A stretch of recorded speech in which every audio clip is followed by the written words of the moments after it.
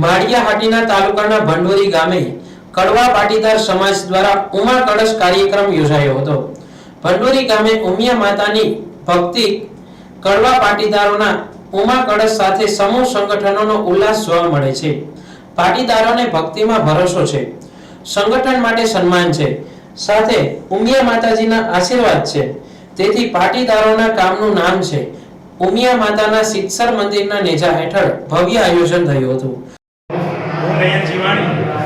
श्रीमती रतनबेन कांजीभाई रूपाणी कड़वा पटेल समाज भंडोरी आंगणे आज भंडोरी और जामवाड़ी गामना संयुक्त कलश पूजन आयोजन है आज भंडोरी समाज अंदर करवामां आवेलुं छे।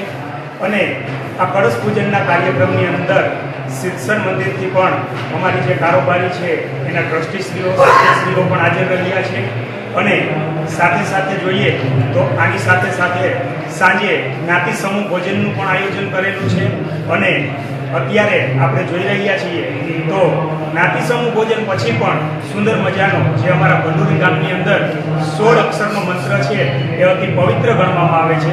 એટલે રાત્રે હરે રામ ને હરે કૃષ્ણ નામની ધૂનનું પણ પટેલ સમાજના આંગણે આયોજન કરવામાં આવેલું છે। અને આમની અંદર જ્ઞાતિજનો અને મહેમાનો જે લોકોએ પણ ભાગ લીધો છે એ તમામનો અમે ભંડોરી કડવા પટેલ સમાજ વતી હાર્દિક આભાર સાથે સ્વીકાર કરીએ છીએ। જેમાં સમૂહ પ્રસાદી અને પાટીદાર સમાજના સભ્યો દ્વારા ધૂનનો કાર્યક્રમ પણ યોજાયો હતો। આ કાર્યક્રમમાં સિત્સર મંદિરના ટ્રસ્ટી અને સ્થાનિક મહાનુભાવો ઉપસ્થિત રહ્યા હતા।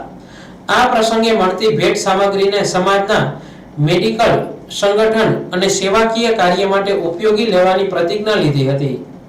મારું નામ મગનલાલ મોહનભાઈ લાડાણી, કારોબારી સભ્ય શ્રી ઉમિયા માતાજી મંદિર સિત્સર। આજરોજ ભંડોરી ગામ મુકામે શ્રી ઉમિયા માતાજી મંદિર સિત્સર પ્રેરિત કળશ ઉમા કળશ યોજનાના કળશનું પૂજનનો કાર્યક્રમ રાખેલ છે।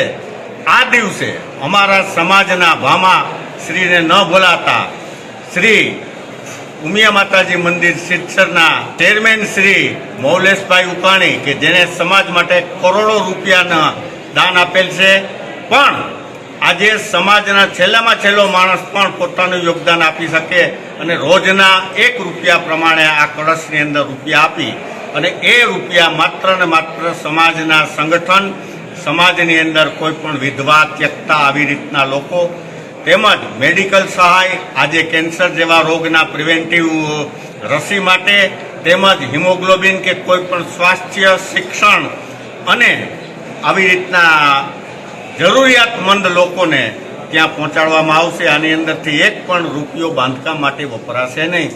બાંધકામ માટે પણ અમારી જુદી યોજના છે જે 400 કરોડ રૂપિયાની થવા જઈ રહી છે।